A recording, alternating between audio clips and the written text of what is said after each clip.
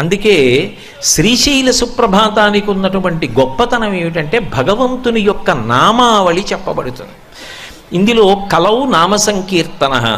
కలియుగంలో మీరు ఏం చెయ్యండి ఏం చెయ్యకపోండి, ఒకవేళ భగవంతుని నామములు చెప్పేటప్పుడు ఉచ్చారణ దోషం వచ్చినా కూడా అవి కాపాడతాయి. అందుకే అపశబ్దంబుల కూడియున్ హరిచరిత్రాలాపనముల్ సర్వపాప పరిత్యాగము చేయు కావున హరిన్ భావించుచున్ పాడుచున్ జపముల్ చేయుచు వినులన్ వినుచు అశ్రాంతంబు కీర్తించుచున్ తపసుల్ సాధులు ధన్యులౌదురు కదా తత్వజ్ఞ చింతింపుమా అంటాడు నారదుడు వ్యాస భగవానుడితో మాట్లాడుతూ. అసలు కలియుగంలో తరించడానికి మార్గం ఏమిటో నీకు తెలీదా వ్యాస భగవానుడా? అపశబ్దంబుల కూడియున్, మాట్లాడుతున్నప్పుడు ఉచ్చారణ దోషం వచ్చినా అది భగవన్నామం అయితే మాత్రం మనిషిని కాపాడేస్తుంది. అందుకే బిడ్డ పేరు పెట్టి పిలిచిననైన విశ్రామ కేళినైన పద్య గద్య గీత భావార్థములనైన కమలనయను తలుప కలుషహరము. బిడ్డకి భగవంతుడి పేరు పెట్టుకుని బిడ్డని పిలవడం కోసం పిలిచినా సరే, లేదు ఏదో ఆట ఆడుకుంటూ అవతల వాళ్ళకి ఆ పేరు మనకి ఈ పేరు పెట్టుకుని ఏదో ఆడుకుంటూ అవతల పక్షం విశాలాక్షి యువతల పక్షం భ్రమరాంబ పక్షం అనుకుని పిలుచుకున్నా, లేదు పద్యంలోనో గద్యలోనో గీతంలోనో ఆ పేర్లు పలికిన అవి చివరికి ఏం చేస్తాయంటే పాపములను పోగొట్టి భగవంతుని వైపుకి తీసుకెళ్ళిపోతాయి. ఎందుకంటే నామమునకున్న శక్తిని నామిని తీసుకొస్తుంది. నేను ఇప్పుడు ప్రవచనం చేస్తుంటే ఎవరో సభలో మధ్యలో లేచి అకస్మాత్తుగా కోటేశ్వరారు అని పెద్ద కేకేశాడు అనుకోండి, నేను చటుక్కునడు చూస్తాను. ఎందుకని అంటే నా పేరు పలికితే నేను అటువైపుకి తిరుగుతాను. నామిని నామము లాగుతుంది, అది దాని శక్తి. మీరు తెలిసి కానీ తెలియక కానీ భగవన్ నామములను ప్రాతకాలంలో పలికారనుకోండి, మల్లికార్జునుడి దృష్టి మీ వైపుకి తిరుగుతుంది, భ్రమరాంబ దృష్టి మీ వైపు తిరుగుతుంది. ఇంకేం కావాలి? అది సాధారణ ప్రయోజనం. మీకు తెలిసినా తెలియకపోయినా ఓసారి అలా అంటే చాలు. అందుకే శ్రీశైల సుప్రభాతానికి ఉన్న గొప్పతనం ఏమిటంటే నామముల యొక్క ప్రస్తావన చాలా ఎక్కువగా ఉంటుంది. ప్రకృతి సంబంధమైనటువంటి విశేషములు ఇంచుమించు లేవనే చెప్పవలసి ఉంటుంది. అందువలన అందులో మీరు ఏ ఒక్క పాదం పలికినా, ఒక నామం పలికిన, ఒక శ్లోకం పలికిన అది కాపాడి తీరుతుంది. అందున ప్రభాతకాలం బ్రాహ్మీ ముహూర్తం కాబట్టి. అందుకే శంభో సురేంద్రనుత శంకర శూలపాణి చంద్రావతంశ శివ శర్వ పినాకపాణి గంగాధర క్రతుపతే గరుడధ్వజాప్త శ్రీమల్లికార్జున విభో తవ సుప్రభాతం. 11 నామములు చెప్పారు ఇందులో. 11 నామములు ముందు చెప్పడం ఎందుకు అంటే, మొట్టమొదట 11 నామాలతో మొదలు పెట్టడం ఎందుకు అంటే, శివుడు ఏకాదశ రుద్రస్వరూపంగా ఉంటాడు. అందుకని 11 నామాలున్న శ్లోకాన్ని మొదటికి తీసుకొచ్చారు. శ్రీశైల సుప్రభాత కూర్పుకున్నటువంటి అందం అది. అందులో మొట్టమొదట చెప్పినటువంటి నామమే శంభో అని మొదలుపెట్టారు. నిన్నటి రోజున మీకు నేను చెప్పాను, శం భావయతీతి ఇది శంభు. సుఖము ఒక భావన. ఎందుకనంటే ఒకడికి ఉంటే సుఖం, ఒకడికి లేకపోతే సుఖం. నేను ఎందుకంటున్నానంటే ఈ మాట, ఒకడు డబ్బు ఉందనుకోండి సంతోషిస్తాడు, ఒకడు డబ్బు లేదనుకోండి సంతోషిస్తాడు. అలా కూడా ఉంటారా అండి అంటే ఉంటారు. కుచేలుడు కృష్ణుడి దగ్గరికి వెళ్ళి రూపాయి అడగలేదు, ఆయన ఇవ్వలేదు. ఆయన తిరిగి వచ్చేస్తున్నాడు. ఆయనకి మధ్యలో గుర్తొచ్చింది, నాకు కృష్ణుడు ఏమి ఇవ్వలేదు. గుర్తొచ్చిన తర్వాత ఆయన ఒక్క క్షణం ఆలోచించాడు, ఇంత ఉన్నవాడు నాకేమి ఇవ్వలేదు ఏమిటి అని. అప్పుడు అనుకున్నాడు, ఓహో ధనాన్ని పొందితే రేపు పొద్దున్న భగవంతుణ్ణి విస్మరిస్తాడు, పాడైపోతాడని కృష్ణుడు నాకు ఇవ్వకుండా కాపాడాడనమాట అని ఎగిరి గంతులేసి ఇంటికి వెళ్ళిపోయాడు. సరే తర్వాత అవన్నీ భగవంతులవి ఇచ్చాడు, అయినా ఆయన దాంతో తాదాత్మ్యత చెందలేదు. ఒక్కొక్కడికి ఉన్నది సుఖం, ఒక్కొక్కడికి లేనిది సుఖం. సుఖము ఖచ్చితముగా ఇదే సుఖము అని చెప్పడం సాధ్యం కాదు. ఒకడికి వంకాయ కూర సుఖం, ఒకడికి వంకాయ కూర చూస్తే వాంతి వస్తుంది. అప్పుడు వంకాయ కూర సుఖం అని చెప్పడానికి ఏమి ఉండదు, అది మనసు యొక్క స్థితిని బట్టి ఉంటుంది. అందుకే సుఖ దుఃఖ ఈ రెండింటిలో కూడా ఖ అలాగే ఉంటుంది. ఖ అంటే ఆకాశం. ఆకాశం మబ్బట్టిందంటాడు, ఆకాశానికి మబ్బులేం పట్టవు, మబ్బులు లేవు ఇప్పుడు ఆకాశంలో అంటాడు. మనసు బాగుందనుకోండి, ఖ ఆకాశానికి సు ఆకాశానికి దు. అలాగే మనసు దాని యందు సంతోషించింది అనుకోండి సుఖ, మనసు దాని యందు సంతోషించలేదనుకోండి దుఃఖ. కాబట్టి ఖా మాత్రం నిజానికి అంతే, దానిలో మార్పు లేదు, భావనలో మార్పు అంతే. ఒక్కొక్కడికి ఏం చెప్తాం, రామదాసు గారిని కారాగారంలో పెట్టి కొరడాలు పెట్టి కొట్టి క్షరాన్నం పెట్టారు, అర్ధశేరు బియ్యంలో షేరు ఉప్పు పోసి ఇచ్చారు వండుకు తినమని. ఆయన వండుకుని రామచంద్రమూర్తికి నైవేద్యం పెట్టాడు, అది క్షీరాన్నం అయింది. ఆయన చరిత్ర శాశ్వతమైంది. ఎవరు చెప్పగలరు? ఆయనకి అది సంతోషంగా ఉంది. ఎందుకంటే పోన్లే మళ్ళీ భద్రాచలం పెడితే ఉద్యోగం వ్యవహారం హాయిగా ఇక్కడ దెబ్బలు తింటే తిన్నాను కానీ రామనామ సంకీర్తనం కన్నా ఇంకా నాకేం కావాలన్నాడు. ఆయన అందులో సంతోషం పొందాడు మహానుభావుడు. కాబట్టి ఎవరికి ఎటువంటి సుఖము కలిగితే వాళ్ళు అభ్యున్నతిలోకి వస్తారో అటువంటి సుఖమును వారికి ఇవ్వగలిగిన వాడు శంభో. దాని హద్దులు నిన్న నేను మీతో మనవి చేసి ఉన్నాను. లౌకిక సుఖము, పారలౌకిక సుఖము, వైరాగ్య సుఖము, మోక్ష సుఖము వరకు ఇవ్వగలిగినవాడు. ఆ హద్దు ఇవ్వడంలో ఇది చేస్తే ఇస్తానని ఆయన అనడం, అలా అనకుండా ఉండడం శివుడి గొప్పతనం. ఏమయ్యా నీకు నేను ఇక్కడ ఇది ఇవ్వాలంటే, ఏదో మీ అబ్బాయికి ఉద్యోగం ఇవ్వాలంటే ఇది చెయ్యి అని పైన ధరల పట్టి ఉన్నట్టే ఉండవు ఆయన దగ్గర. నిజానికి ఆయన ఇది చేస్తే ఉద్యోగం ఇస్తా, ఇది చేస్తే స్వర్గం ఇస్తా, ఇది చేస్తే వైరాగ్యం ఇస్తా, ఇది చేస్తే మోక్షం ఇస్తా అని ఆయన ఏం అనడం. అలా అనడు కాబట్టి ఆయనకి అసుతోషుడని పేరు. ఆయన నిజానికి దేనికి సంతోషిస్తాడంటే నీ మనస్సుతో నువ్వు ఆయన వైభవాన్ని ఎంత బాగా పట్టుకుంటున్నావు అన్నదానికి సంతోషిస్తాడు. బాహ్యక్రతువుకి మనసు లేనప్పుడు సంతోషించే అమాయకుడేం కాదు. గభీరే కాసారే విశతి విజనే ఘోర విపినే విశాలీ శైలీ చ భ్రమతి కుసుమార్థం జడమితి సమర్పే చేతస్సరసిజముమానాధ భవతే సుఖేనావస్థాతుం జనహ్య నజానాతి కిమహో అంటారు శంకరులు. అందుకే శంభో ఆ ఒక్క నామం చాలదా సుప్రభాతంలో? శంభో తర్వాత శ్లోకం మరిచిపోయాడు, ఏమీ ఇబ్బంది లేదు, చాలు. ఏకశబ్ద సమ్యజ్ఞాత సృష్టప్రయుక్త స్వర్గే లోకే కామదుగ్భవతి. ఒక్క నామం చాలు, ఒక అక్షరం చాలు తరింప చేయడానికి. శంభో అనగానే ఏం గుర్తొస్తుంది సుప్రభాతంలో? నిన్న రాత్రి నిద్రపోవడం కోసం నువ్వు గది చల్లగా ఉండడానికి ఒక పరికరాన్ని ఏర్పాటు చేసుకున్నావేమో, మెత్తటి పరిపెట్టుకున్నావేమో, తలగడ తల కింద పెట్టుకున్నావేమో, మెత్తటి దుప్పటి కప్పుకున్నావేమో, ఒక పక్కకి తిరిగి పడుకున్నావేమో, చెమట వాసన తగలకుండా అంగరాగములు అలలుకున్నావేమో, నిద్ర రావడం నీ చేతిలో లేదు. ఇవేమీ లేకపోయినా బడలిపోయిన వాడు కటిక నేల మీద చెయ్యి తల కింద పెట్టుకుని నిద్రపోవచ్చు. నిద్ర సుఖం.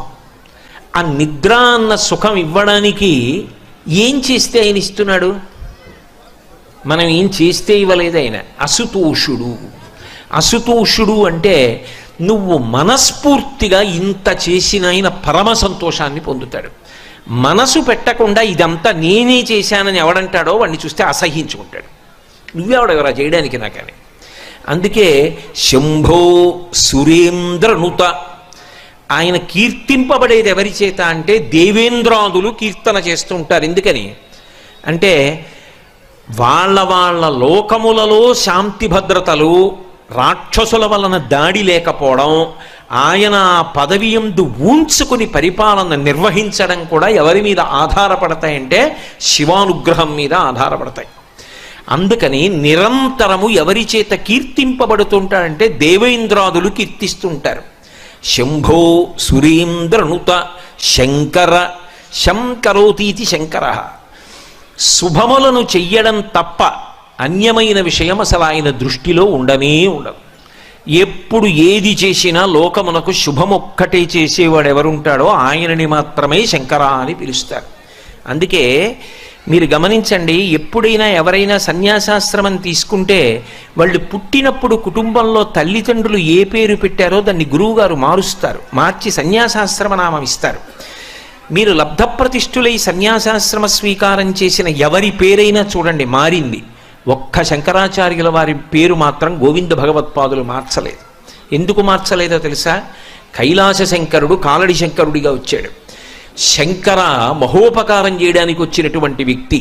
ఆ పేరు మార్చడం నా వల్ల అయ్యే పని కాదని కైలాస శంకరుడు కాలడి శంకరుడిగా వచ్చాడని ఆ పేరు అలాగే వదిలేస్తే సన్యాసాశ్రమనామంలో కూడా శంకరాచార్యుల వారిగానే కీర్తింపబడిన మహాపురుషుడు శంకరాచార్యుల వారు ఒక్కరే. కాబట్టి శంకరోతి ఇది శంకర, ఆయన నిరంతరము శుభములను మాత్రమే చేస్తూ ఉంటాడు. అసలు నిజంగా చెప్పాలి అంటే ఎప్పుడైనా ఎక్కడైనా ఎవరికైనా ఏదైనా శుభం కలిగితే ఆ శుభానికి కారణం ఎవరు అంటే శంకరుడే. నేను చెప్పట్లేదు ఈ మాట, శాస్త్రములు చెప్పాయి. శుభములన్నీ కుప్పలు తెప్పలుగా ఆయన పాదముల దగ్గర పడి ఉంటాయిట. ఆయన అనుగ్రహించాడు అనుకోండి, ఓసారి ఇలా అంటాడు అంటే అది ఎగిరి వెళ్ళి ఇంటికి తోరణంగా పట్టుకుంటాడు. అందుకే ఒక గడుసు కవి ఒక మాట అన్నాడు, నేను ఓ పువ్వు పట్టుకొచ్చి మీ పాదాల మీద వేశాను అనుకోండి, నేను వేసినది ఇది పువ్వు, మీ పాదముల మీద ఉన్నది ఇది పువ్వు. నేను ఒక పువ్వు పట్టుకెళ్ళి మల్లికార్జున లింగం మీద వేశాను అనుకోండి, పరమ ప్రేమతో వేశాను అనుకోండి, ఆ పువ్వు ఓ ఏడాది తర్వాత నా ఇంటి మనవడు. నేను ప్రేమతో వేసిన పువ్వు 2 ఏళ్ల తర్వాత నా ఇంట్లో మనవరాలు. నేను ప్రేమతో వేసిన పువ్వు నేను కట్టుకునే ఒక ఇల్లు. నేను వేసిన పువ్వు నాలో కలిగేటటువంటి భక్తి. నేను వేసిన పువ్వు ఏ వయస్సులో నాకు రావాలో ఆ వయసులో రావలసినటువంటి వైరాగ్యం. ఆయన పాదముల మీద వేసిన ప్రతి బిల్వదళం, ప్రతి పువ్వు నీకు కావలసినదిగా మార్చగలడు. అది ఆయన శక్తి, అది శివ శంకర.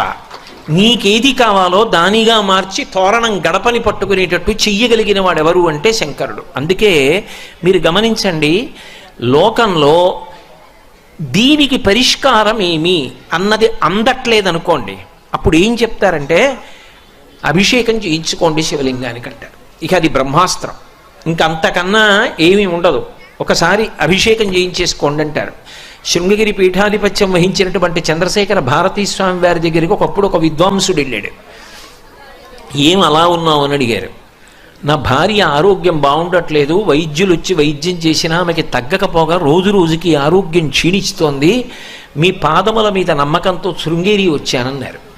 ఆయన అన్నారు, ఎదుర్వేదం చదువుకున్నావు కదా, నీకు రుద్రాధ్యాయం వచ్చు కదా, రోజు ఎందుకు నువ్వు రుద్రం పారాయణ చేయలేదు అన్నారు. రుద్రం పారాయణ చేస్తే తగ్గుతుందా అన్నారు. పారాయణ చేసి నీ భార్యకి తీర్థమి తగ్గుతుంది, దాన్ని మించిన పరిష్కారం లేదు అన్నారు. ఎలా? నేను మళ్ళీ ఇంటికి వెళ్ళే వరకు నా భార్య ఉంటుందని నమ్మకం లేదు, జగద్గురువుల పాదం మీద నమ్మకంతో వచ్చేసాను, ఏం చెయ్యనన్నాడు. ఇంటికి వెళ్ళకు, తుంగానది ఒడ్డున కూర్చుని రుద్రపారాయణ చెయ్యి, పారాయణ చేసి తీర్థం నీ భార్యకి ఇస్తున్నానని, ఆ జపం చేసిన తీర్థం ఏదుందో దాన్ని భార్యకి ఇస్తున్నానని భావన చేస్తూ ఇక్కడి నీ భార్యకి ఏం అవ్వదు, బెంగ పెట్టుకోకు, పో మొదలెట్టి తుంగానది ఒడ్డునన్నారు. ఆయన చేశాడు, భార్య బతికింది, అక్కడ ఆరోగ్యాన్ని పొందింది. కందుకూరి శివానందమూర్తి గారు 1కి 100 మాటలు రుద్రం యొక్క శక్తిని నిరూపణం చేశారు. శివాభిషేకం అనేటటువంటిది అంత గొప్పది. శివలింగం చల్లబడడం అంటే బ్రహ్మాండము చల్లబడడమే.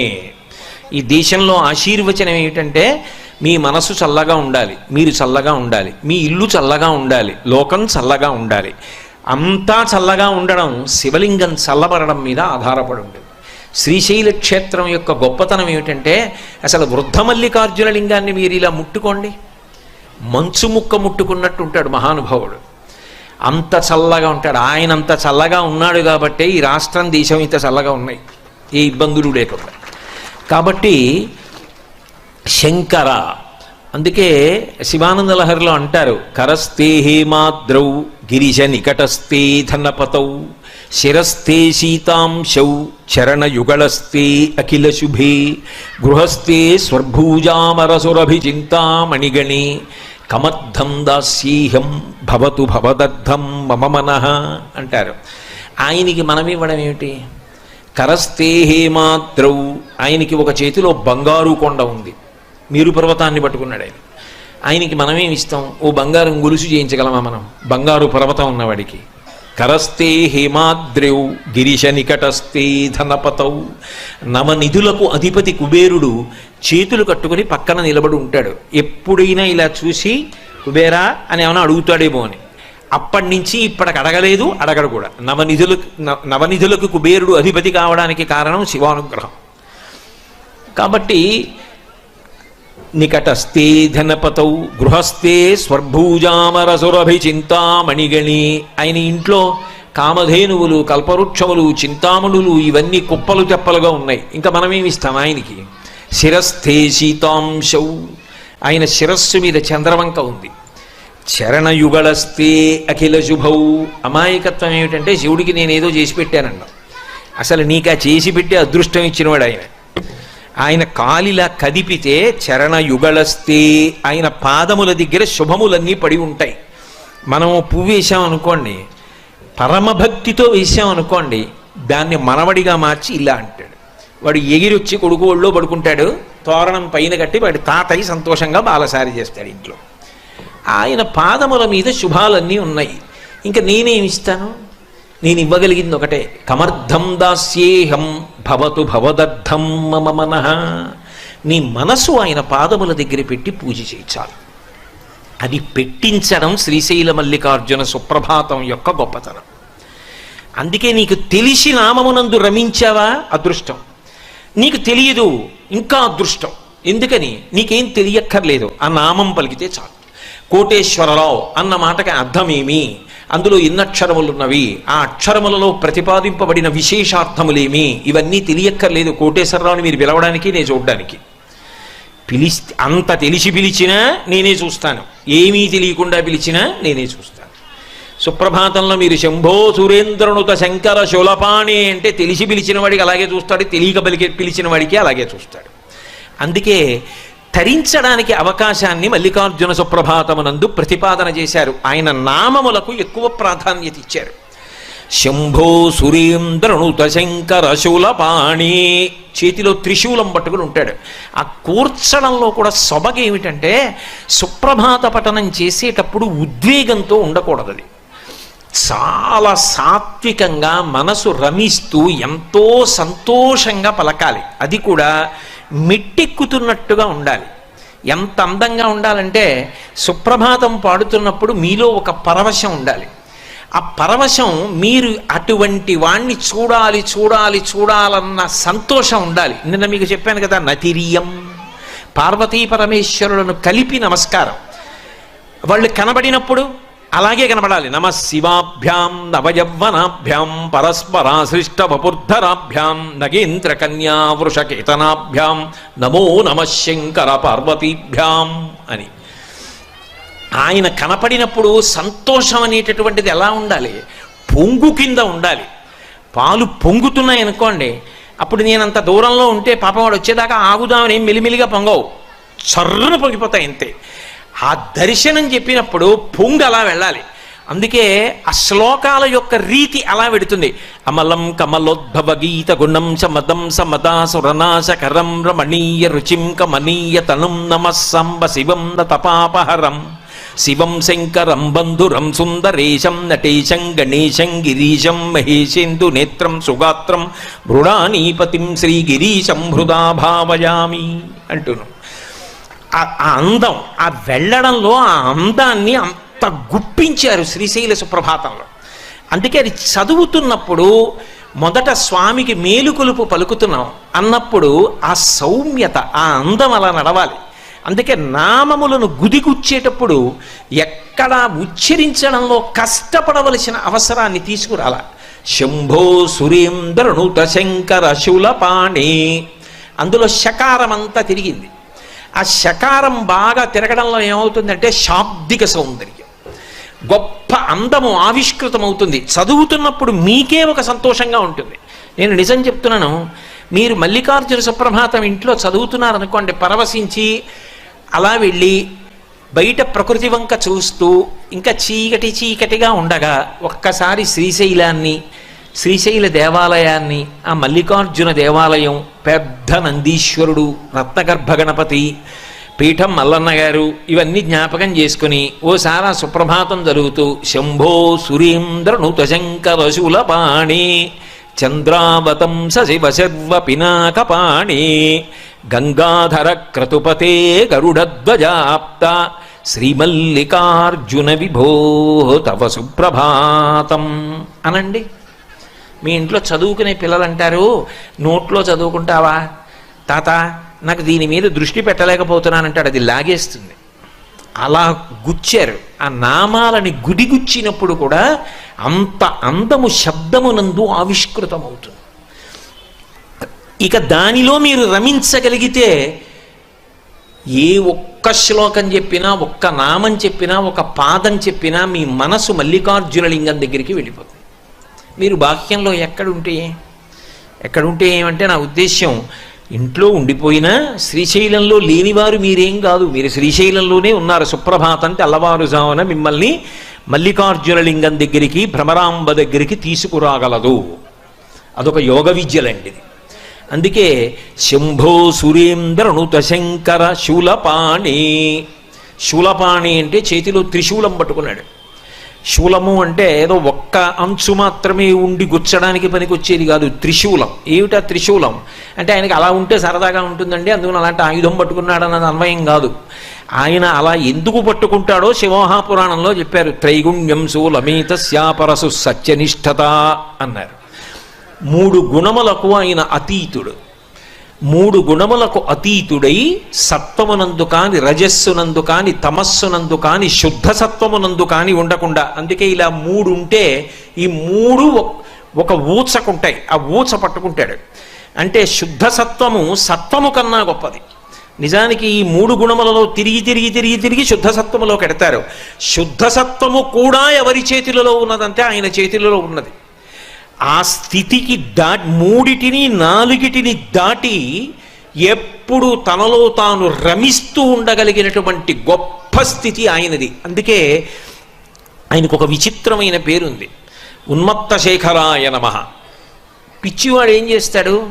వాడికి బాహ్యంలో భయమే ఉండదు. అందరూ చీకటి పడిపోయిందని భయపెడుతుంటే ఆయన ఒక్కడు శ్రీశైలంలో ఎక్కడో అడవిలో కూర్చుని తనలో తాను ఏదో రమిస్తూ ఉంటాడు. ఏదో భావన, అది మనకు అందదు కాబట్టి ఆయన్ని పిచ్చివాడు ఉంటున్నాం. కానీ ఆయనలో ఏదో భావాలు ఉంటాయి. ఆయన ఏదో ఆలోచిస్తూ ఉంటాడు, ఏమిటో నవ్వుకుంటూ ఉంటాడు, ఏమిటో అరుస్తూ ఉంటాడు. శివుడు కూడా తనలో తాను రమిస్తూ ఉంటాడు. శివభక్తి పండినటువంటి వాళ్ళు ఆ స్థితికే వెళ్ళిపోతారు. అందుకే మహానుభావులు చంద్రశేఖర భారతీ మహాస్వామి శృంగగిరి పీఠాధిపత్యం వహించారు. వారు చంద్రమౌళీశ్వరారాధన చేస్తూ ఓం నిధనపతయే నమః అంటే ఇలా బిలవదళం వేసేవారు. ఓం నిధనపతాంతికాయ నమః ఇంకో దళం వేసేవారు. అంతే, చెయ్యి అలా ఉండిపోయి అలాగే ఉండిపోయేవారు. ఈయన సమాధి స్థితిలో వెళ్ళిపోయారు, ఇక పూజ చెయ్యరని చెప్పి శిష్యులు వచ్చి సంకల కింద చేతులేసి ఎత్తి తీసుకెళ్ళిపోయి గురునివాసంలో కూర్చోబెట్టేవారు. అంతే, 10 రోజులో 11 రోజులు ఆ సమాధి స్థితిలో అలాగే ఉండేవారు. ఆ ఆనంద స్థితి అంతే. చంద్రశేఖరేంద్ర సరస్వతి మహాస్వామి కంచి కామకోటి పీఠాధిపత్యం చేశారు. పల్లకీలోకి వెళ్ళి కూర్చుంటే సమాధి స్థితిలోకి వెళ్ళిపోయేవారు. ఆఖరాఖరణ సుధా సింధోర్ మధ్యే అనేవారు. అంతే, ఆయన వెంటనే భావ సమాధిలోకి వెళ్ళిపోయేవారు. మళ్ళీ ఓ పావుగంట 20 నిమిషాల తర్వాత ఉలిక్కి పళ్ళేచి సుధా సింధోర్ మధ్యే చెప్పేవారు. సురవిటపివాటీ పరివృతే మళ్ళీ సమాధిలోకి వెళ్ళిపోయేవారు. తాడేపల్లి రాఘవనారాయణ శాస్త్రి గారు అంతే, ఓ మాట చెప్పేవారు, సమాధిలోకి వెళ్ళిపోయేవారు. మళ్ళీ బయటకు వచ్చేవారు, ఓ మాట చెప్పేవారు, మళ్ళీ సమాధిలోకి వెళ్ళిపోయేవారు. అది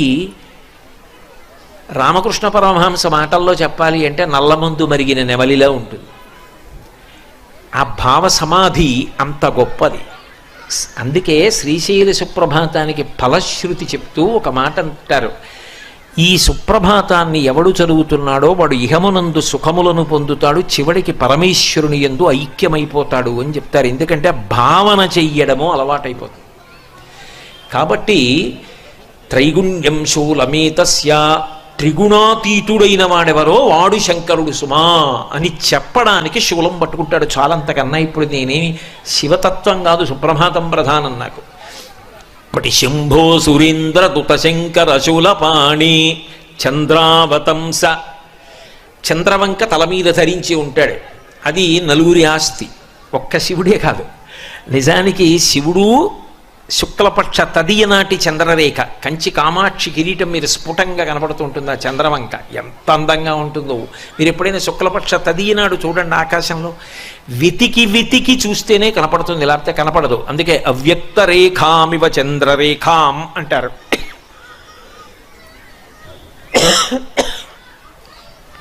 తదియనాటి చంద్రరేఖ శుక్లపక్షంలో ఎలా ఉంటుందో అటువంటి చంద్రరేఖ పరమశివుని యొక్క కిరీటం మీద ఉంటుంది. అదే అమ్మవారి కిరీటం మీద ఉంటుంది, అదే వినాయకుడి కిరీటం మీద ఉంటుంది, అదే సరస్వతీదేవి కిరీటం మీద ఉంటుంది. అందుకే శంకరుడు తెలుపు, జ్ఞానదాత మహేశ్వర, ఆయన జ్ఞానం ఇస్తాడు. అందుకే సరస్వతి వీణ వాయిస్తుంది, శంకరుడు దక్షిణామూర్తిగా వీణ వాయిస్తాడు. శ్రీశైలం లోపలికి వస్తుంటే వీణ వాయిస్తూ దక్షిణామూర్తి లేరు. సరస్వతీదేవి చంద్రవంక ధరిస్తుంది. మీకు అనుమానమా? సౌందర్యలహరిలో శంకరాచార్యులు వారు శరజ్యోత్స్నా శుద్ధాం శశియుత జటాజూటమకుటాం, కిరీటం పెట్టుకోదు, శంకరుల్లాగే జటాజూటం కట్టుకుంటుంది. వరత్రాసత్రాణ స్ఫటిక గుటిగా పుస్తకరాం సకృన్నత్వా నత్వా కథమివ సతాం సన్నిధదతే మధుక్షీరద్రాక్షా మధురి మధురీణాః ఫణితయః. పార్వతీ పరమేశ్వరుడిద్దరూ చంద్రవంకం ధరించి ఉంటారు. ఎందుకది? ఆ తదీనాటి చంద్రరేఖ సరదా ఏమిటి వాళ్ళిద్దరికీ అంటే, చంద్రరేఖని ధరించడం వెనక ఉన్నటువంటి తత్వము వేరు. ఎందుకు ధరిస్తారంటే, వాళ్ళు కాలాతీతులు సుమా అని చెప్పడం కోసం చంద్రవంక పెట్టుకుంటారు.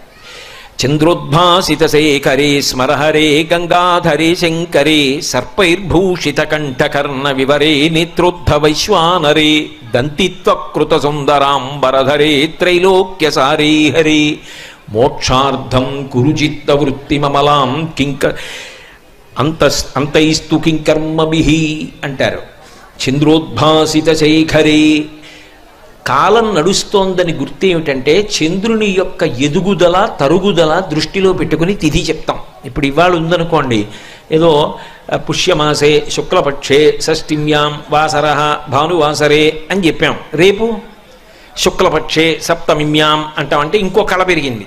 ఇంకో కళ పెరిగితే కాలం కదిలిపోయింది. కాలం కదిలిపోతే నా ఆయుర్దాయం తగ్గిపోయింది. ఒక్క కళ పెరిగిందనుకోండి, ఇవాళ అయిపోయి రేపు వచ్చిందనుకోండి, నా ఆయుర్దాయంలో ఒక రోజు అయిపోయింది అంటే నేను మృత్యువుకి దగ్గర పడిపోతున్నాను.